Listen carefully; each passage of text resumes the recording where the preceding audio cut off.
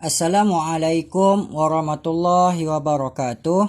And also very good morning to all of you. Selamat pagi pelajar sekalian. Baik pelajar, we like to continue our lesson daripada we learn on the topic of natural selection. Now we are focused to the next part we call as artificial selection. As we learned before this, the word selection means that the selected organism is choose to be adapted. So apabila kita bincangkan tentang natural selection, the organism need to be adapted on the environmental pressure, environmental selection. But now we are focused on the artificial selection. We are like to select the chosen organism to be survive and reproduce. Ini juga dilihat sebagai selective breeding. We also call this one as a selective breeding, or we are mentioned that this one as a selective reproduction. So it means that the organism is select to be chosen in order them to be reproduced more than others organism. Untuk mereka dihasilkan lebih banyak berbanding dengan organism lain. So kita pilih organism tertentu untuk dijalankan proses pemilihan agar dia adalah organism yang dipilih oleh kita untuk digunakan pada masa akan datang. Artificial selection dibahagikan kepada dua. The first one we call as a inbreeding. Manakala yang kedua we call as a outbreeding. So artificial selection ni ada dua jenis, inbreeding dan outbreeding. We are focused on the first part, inbreeding. What is a inbreeding? Inbreeding is a selective breeding. Satu bentuk breeding kacukan yang dipilih. Dia melibatkan selective breeding between closely related organism. Highlight perkataan closely related organism. Biasanya dia adalah organism yang sama berdasarkan daripada single parent. For example, kita ada parent A besar cross dengan A besar A kecil. So kita dapat gamete dekat sini capital A and capital A small a. And then we got here F1 generation. Kita ada capital A, capital A, capital A small a. So ini adalah lembu yang besar. Ini juga lembu yang besar. So progeny daripada ini cross dengan yang ini akan dijalankan pada next part. Oleh itu kita cuba dapatkan ke semua lembu-lembu untuk next generation ni adalah lembu yang besar. LLA kecil akan cuba dihapuskan daripada baka ini. So yang kita perlukan adalah LLA besar. So ini menyebabkan pemilihan untuk kacukan ini adalah lembu yang dipilih, iaitu lembu besar kacuk dengan lembu besar sahaja. Manakala lembu-lembu yang kecil akan dibiarkan tanpa kacukan seterusnya. Pemilihan yang ini adalah daripada offspring yang sama, daripada parent yang sama. Ini adalah satu bentuk kacukan selective reproduction between closely related organism. Apa kesan dia untuk further generation? Bagi further generation, ia boleh membawa kepada reduction of fertility. Because of what? Because less variation are created.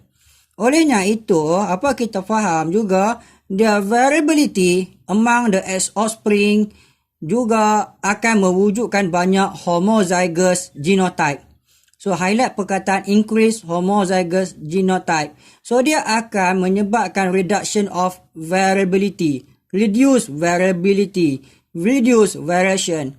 So, yang meningkat hanyalah homozygous genotype, lembu-lembu jenis A besar, A besar. So, lembu yang besar sahaja yang tinggal. So, ini akan menyebabkan kurang yang variable A kecil, A kecil.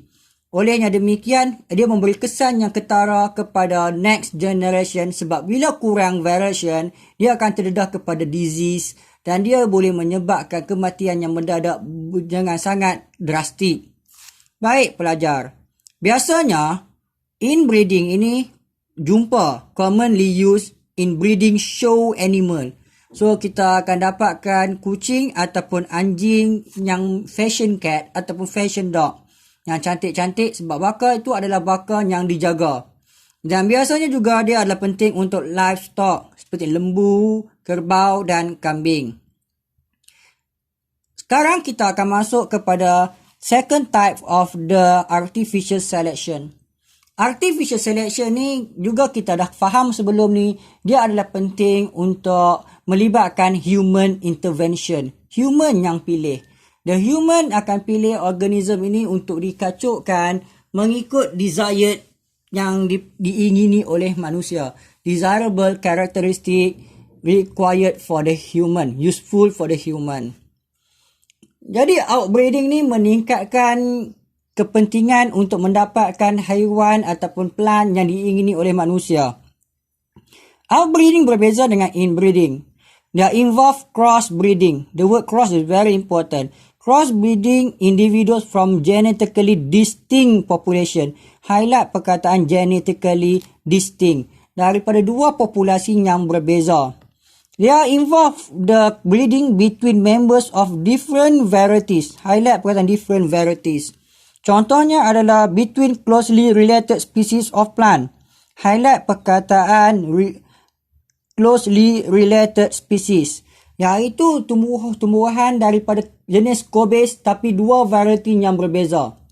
Berbeza dengan yang ini adalah closely related organism. Dalam spesies yang sama, hampir dua organism yang nampak hampir sama. Tapi ini antara dua spesies yang berbeza namun saling berkaitan. Yang biasanya dia melibatkan dalam pokok sahaja, penggunaan dalam pokok sahaja. Jarang outbreeding berlaku dekat animal sebab kromosom pada animal sukar untuk kita doublekan.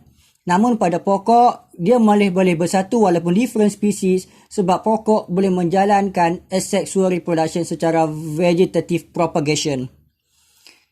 Dan progeny yang hasil daripada outbreeding dipanggil sebagai hybrid. Ya, kacuk hybrid. So, berbeza dengan inbreeding, outbreeding increase the heterozygosity. Sebagai contoh, parent yang kita ambil adalah A besar dan dia akan kacuk dengan B besar. Dua ini adalah spesies yang berbeza namun saling berkaitan. Dan ini akan menghasilkan gamet A, ini hasilkan gamet B, dan gamet A dengan gamet B ini akan menghasilkan generation AB.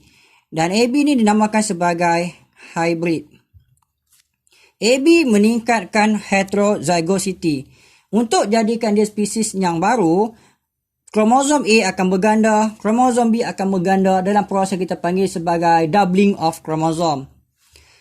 So, selective hybridization ini can induce change in the chromosome number dan ia akan menyebabkan satu mutasi yang dipanggil sebagai polyploidy. So, polyploidy ini adalah mutasi yang berguna kepada manusia untuk menghasilkan hybrid pokok baru.